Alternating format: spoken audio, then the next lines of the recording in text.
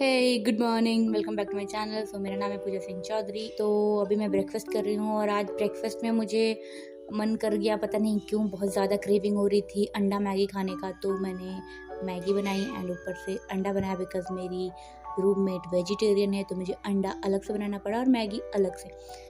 Breakfast करने के बाद अभी अभी मेरा एक पार्सल आया है, जो मैंने एक बुक ऑर्डर की थी कुछ दिनों पहले अमेज़ॉन से, the secret code of UPSC toppers, written by Avinash Agrawal. Actually इसमें सारी सक्सेस स्टोरीज दी गई हैं यूपीएससी टॉपर्स की। 10 सालों का मतलब पूरा रिसर्च है कि सारे टॉपर्स के का इंटरव्यू लिया, जो राइटर है उन्होंने, अविनाश अग्रवाल ने, एंड देन उसके बाद उन्होंने ये बुक लिखी है। बहुत ही अच्छी बुक है। जैसे ही मुझे इसके बारे में पता चला, मुझे लगा कि मुझे ये पढ़नी चाहिए, तो मैंने जल्दी से इसे ऑर्डर कर दिया। अगर आप भी चाहें तो ये बुक ऑर्डर कर सकते हैं अमेज़ॉन से, लिंक नीचे डिस्क्रिप्शन में है। So go and buy it obviously. आज का हमारा सबसे पहला सेशन है आंसर राइटिंग का। तो अब से मैंने डिसाइड किया है कि मैं हफ्ते में 2 आंसर्स तो ज़रूर लिखूँगी। और आंसर राइटिंग बहुत इम्पोर्टेंट है बिकॉज़ अभी से ही आप प्रैक्टिस बनी रहेगी और आपको पता भी रहेगा कि आपने क्या पढ़ा है और आप कितना लिख सकते हो, मतलब आप कितने पानी में हो। तो ये बहुत इम्पोर्टेंट है कि आप अपने आप को जानो और समझो कि आपने कितना, आपके पास क्या कंटेंट है, आप क्या कर सकते हो, कितना पढ़ लिख सकते हो और आगे कितना इम्प्रूवमेंट की ज़रूरत है। तो मैं भी वही कर रही हूँ, अभी से अब आंसर लिखना शुरू कर रही हूँ। तो इससे मुझे पता चल जाएगा कि मेरे पास, मतलब मेरा कंटेंट कितना सही है या कितना गलत है, या फिर मैं कितने पानी में हूँ, मुझे कितना और पढ़ने की ज़रूरत है और मैंने कितना पढ़ा हुआ है। तो चलो अब अपना आंसर लिखते हैं।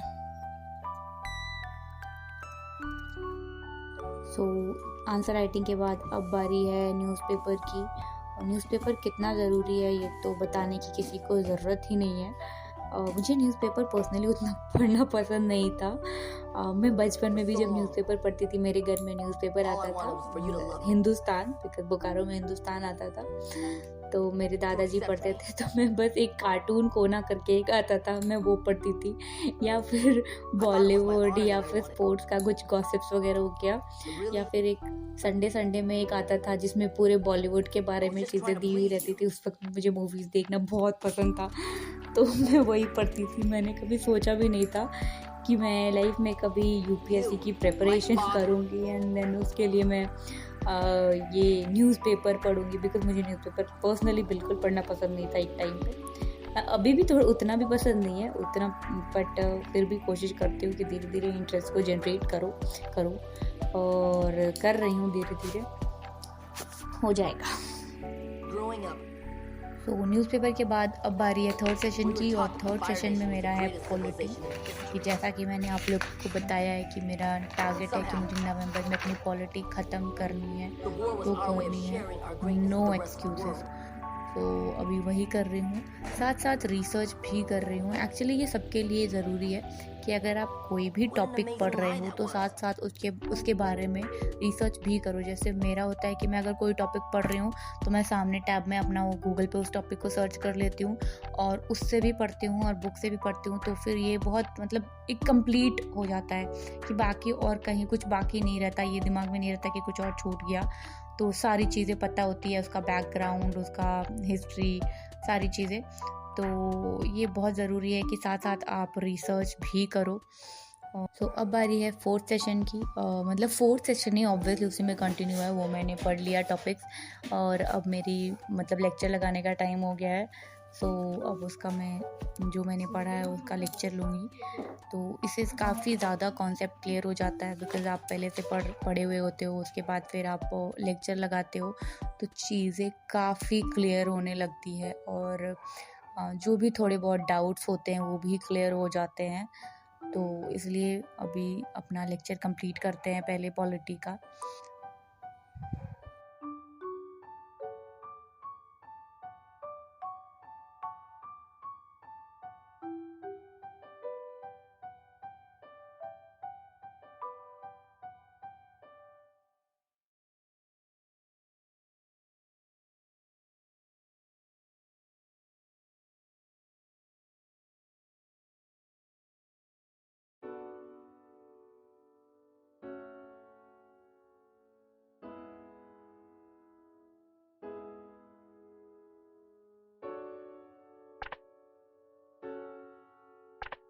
सो पॉलिटी का लेक्चर कंप्लीट हो चुका है और अब बारी है अपने ऑप्शनल की, बिकॉज सुबह में मैंने बस एक आंसर लिखा था ऑप्शनल का।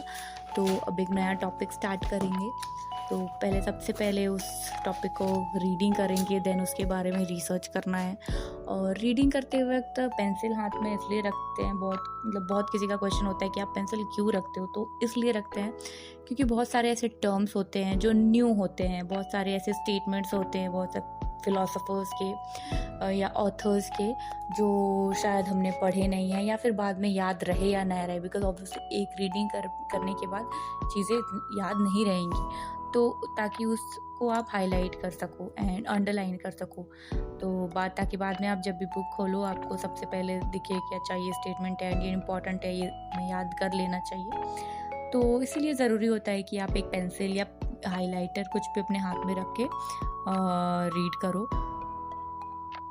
तो अभी रात के 12:20 हो चुके हैं और मैं अभी अपनी बालकनी में आई हूँ वॉक करने के लिए और फ्रेश एयर लेने के लिए। और बाहर बहुत ही ज़्यादा शांति है बिकॉज सब लोग सो चुके हैं।